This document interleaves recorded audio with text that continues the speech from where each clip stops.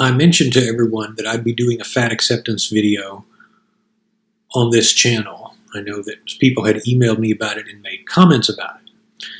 And thus, here it is. So what I'm going to be referencing is an article that appeared in Yes magazine. And the title is, Here's What Fat Acceptance Is and Isn't. With the caption of that title being, Sizeism is everywhere in our culture. From the workplace to the playground, it's time to change that. The article was written by Evet Dione, and it's posted June 24th of 2019. The article begins, Fat shaming is stitched into the fabric of American culture. That right there poses a little bit of a problem. It isn't stitched into the fabric of American culture except for the last 70 years or 50 years when people have been getting fat thanks to overconsumption of junk and too much food being available. In fact, it goes on, it's so embedded in our everyday lives that we often don't recognize when we're perpetuating fatphobia or the act of discriminating against someone because of the size of their body. And the article goes on to mention Michigan as the only state that has a law that forbids employers from penalizing fat people in the workplace, which means that you can be fired or demoted. You can't be there, whereas you can in the other 49 states. So we're going to go through and we're going to take some quotes from this article and we're going to demonstrate why this is just another special interest group, and it's patently unfounded and ridiculous. So one segment has it, while children are often taught to use the golden rule to guide their interactions with all people, especially those who are different from they, unfortunately, treating others as we'd like to be treated isn't considered when legislators are passing the laws that govern our lives. Well, indeed it wouldn't be, because the purpose of legislation is to regulate major activity that affects quality of life and or commerce. It continues, we can see how that lack of regulation leads to discrimination. Fat applicants are less likely to be hired than straight-sized applicants because their hiring managers tend to associate fatness with laziness, according to a 2017 survey conducted by Fairy Godboss. I should probably put this on my HR channel, but the fact of the matter is, you really can't fault a hiring manager for not wanting to hire someone who probably doesn't put a whole lot of effort into caring for their bodies, because those who care for their bodies also care for other aspects of their lives. Furthermore, hiring managers are looking to control healthcare costs, which when you hire someone who can't take a flight of stairs, you can pretty much bet that they're also going to have issues with mobility and moving around. Is this a perfect thing? Well, not in every case, but it is often the case that people who are overweight can do excellent jobs. But you have to understand that the prejudgment there is completely justified because it is a normal thing in nature, and we're going to come back to that. You can't legislate stuff like that. The article goes on to cite a physician misdiagnosis, and the thrust of it is people blame, including doctors, blame fat people for being obese causing health conditions when in fact it may not be. And it cites a study of a woman who had a tumor pressing against her bladder, whereas the doctor thought she was just fat. And she ended up having to have major surgery, and the misdiagnosis could kill her. Well, we have to defend the physicians here again. You can't blame the physicians when we understand that nearly all health conditions are associated with obesity in some way. So whether we're talking about high blood pressure or diabetes or swelling, edema, all of these things tend to come, with rare exceptions, to weight. So in this, I'm not defending a doctor's misdiagnosis of someone. Of course, a doctor should give due diligence to find a true cause of something and should not stop looking when a person is overweight. But you can certainly understand how that can happen, because look in society at how many people, including yourself if you're listening to this, I'd bet my bottom dollar you've had a misdiagnosis for any condition. You probably went in for something and a doctor said it was just a cold, and it ended up being more than that, at least once in your life. So it's really unfair to hold doctors especially accountable for this, because obesity plays literally into the hands of a failed nation. Because right now, so many young people can't enlist in the Army because they're too obese to pass the physicals. That is a matter of national security. How can we not hold obese people accountable for that? So again, let's be fair with the evidence. No matter where fat people go to schools, or whatever their workplace, or whether or not they go into a courthouse, they are faced with being ostracized and discriminated against. And that's the reason why fat acceptance activists have been fighting this since the 1960s, to make America's policies more inclusive of people of size, is the way it puts it. That's interesting. If you remember the Drew Carey show, they had a scene where they were discussing Drew Carey losing weight, and Ryan Stiles says to him, "We figured it would be easier for everyone else in the world to get fatter." Well, that's exactly what this article just said. We don't want to discriminate against people who are fat, so therefore, let's make it acceptable to be people of size. So this is another special interest group term coming out and saying it's okay if you cannot do a push-up or a sit-up. You have to be accepted, and if anyone demands, aka the military, that you have to pass a physical, they're discriminating. That is not a good idea at all.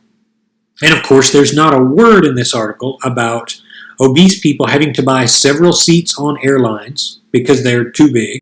The young people that I have worked with in OMAD counseling, some of them came from situations where they were just allowed to eat anything. So you have a situation where in the richest nation in the world with the most food available, you have kids who are well provided for. Their refrigerators are filled with sugary items where they can go and eat a bagel and pizza and hamburgers and tacos, wash that down with Dr. Pepper, and follow that down with Ho-Hos, Twinkies, Kit Kats, Butterfingers, and they can do that at any number of times per day. Naturally, you're going to have kids that are 8, 10, 12 years old who are going to start to have trouble socializing, and they're going to get bullied. Why? Because this falls so far outside of the norm that it drives up healthcare costs, it makes it near impossible to function in a normal social environment, and we want people to accept this. And it continues, and it says we're not glorifying obesity. If you've never been fat, it's hard to understand the various ways in which your body stops becoming your own once you reach a certain weight. It becomes an object for public consumption and comment and ridicule. Well, yes, but this is human nature. It is human nature to desire attractiveness and to want the hot body. And the reason is genetic. It's the case that you want people who are healthy because they tell you on a subconscious level that they are desirable. That's what beauty is. That's why the girl who has a nice personality at the party, but who has some junk in the trunk, isn't going to be at the same level of playing field with the girl who is, quote, hot. It shouldn't be that way in a perfect world, but it is that way because that's how genes reproduce. They want the healthiest stock. The same thing is true regarding aging. Once you get about 38 to 40, you are done, genetically speaking. You have higher rates of birth defects if you reproduce after that age, man or woman. You do most of your childbearing through 18 all the way through 36. After that, a woman's body changes, a man's body changes, and you have offspring that are not as healthy. Folks, this is the thing that these fat acceptance movements overlook. You have to have a certain genetic hand that is actually helpful for future generations. If you encourage weakness and imperfection and you pass along those sorts of things, you don't benefit genetically. Society doesn't benefit, which, by the way, is why all special interest groups, even though it's okay to be them, to be a part of them, it's not beneficial if everybody does them. If we weaken our genetic hand, then we destroy essentially everything. So why is this a big issue? Because death is not quick. And you can go back, and I'm going to post a link to my old video. I'll post a link to this article as well. But my old video is death is not quick. If you start out sick right now, then that's going to amplify as you decline in age and vitality. Well, if you're already getting a negative start, you're going to be far more disadvantaged. The article continues, fat acceptance activists and bloggers have also worked extensively to make the fashion industry more inclusive of different bodies, including transgender and disabled bodies. Here we go again. Two perfect examples of why this is impossible. If you try to root for everybody being accepted, you destroy the norms. It's okay to be different from everyone else. It's okay to be disabled. I'm not saying you should not live or have the right to life, but you don't expect that to be mainstream or you destroy the greater good.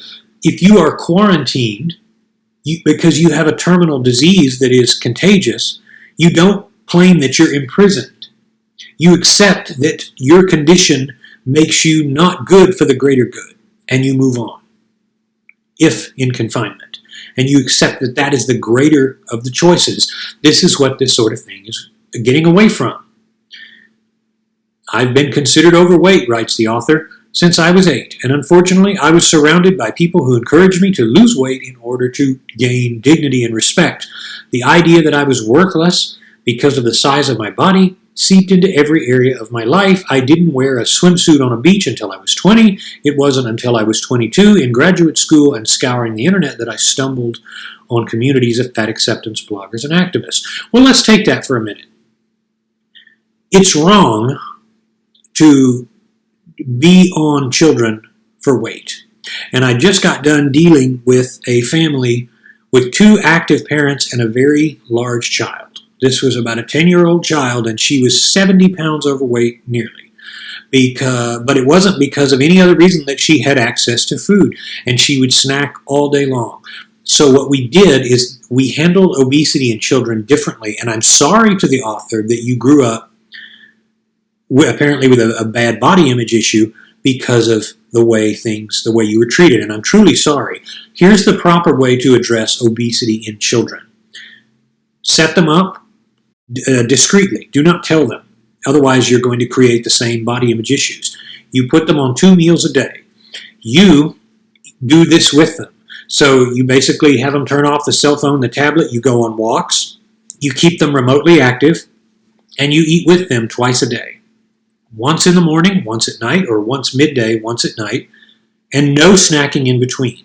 But you have to do the same thing, at least in appearance. You don't eat around them. You don't do anything else different than them. You don't tell them they're fat. You don't tell them no one's going to marry them, like I've heard parents do.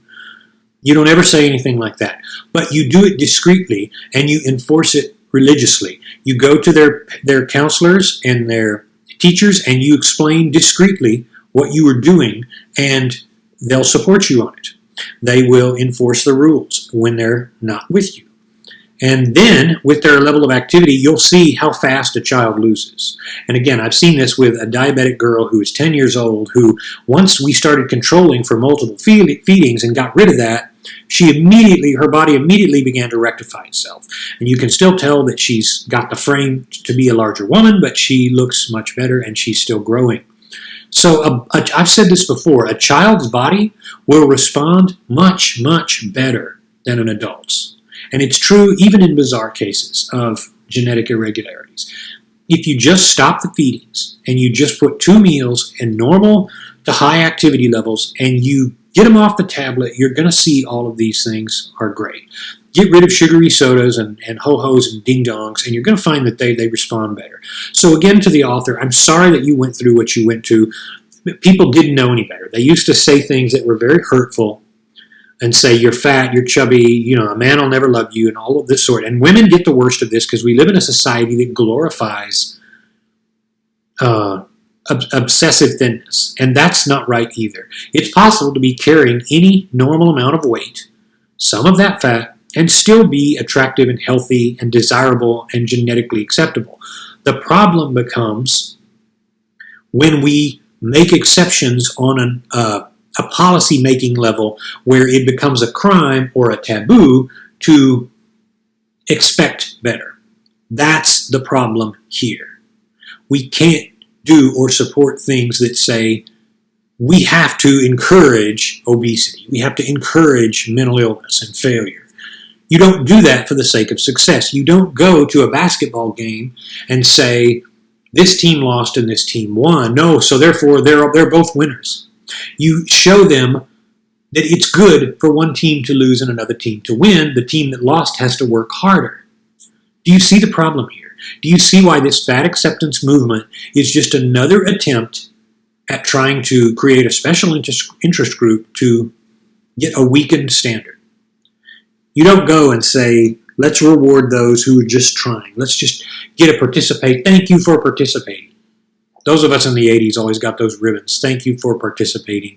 If you went to a swim meet, if you went to a track meet and you didn't do very well, you got just a participation trophy. You didn't get like the nice trophy that the kid who won got. There's a reason for that. You do that so that you keep the standards high. Otherwise, winning means nothing. Otherwise, being talented and working hard means nothing. So fat acceptance is just another special interest group, and should be something that is to be avoided. Any special interest group, and I really can't think of any exceptions, tend to err on this stepping outside of the norm. What would you do if your white blood cells said, hey, it's violence to attack other cells, I'm not going to do it anymore? Of course your body would get sick and die. What if mosquitoes all over the place said, I no longer want blood, that's disgusting? Well, of course, you would have an entire species would die, and a food supply would die. Everything has its natural place. Health has its natural place. Wealth has its natural place. You don't come along and upset the system. You don't go just because, and this is a very angering topic to me actually, you don't go to an economy and say, I'm going to raise the minimum wage, because the market sets that. The market tells us that rap stars and movie stars will make X amount of money. Doctors and lawyers will make X amount of money. And waitresses and hostesses and bathroom cleaners will make a certain amount of money. You have to let the market set that. You cannot legislate that just for the sake of appeasing people who are in the lower ranks. And it's the same thing with body image and your self-worth. You should never put your self-worth in your body. However, there is an expectation that you are able to go to work, you're able to climb a flight of stairs, you're able to walk down a hall without breathing violently hard, that you are able to stand on your feet for a number of hours, barring any other serious disability that might prevent you from that. These are basic expectations, and these special interest groups are actually hurting that. They're actually saying we should aim lower, which you cannot condone, because it only works to the worsening, not the betterment, worsening of society.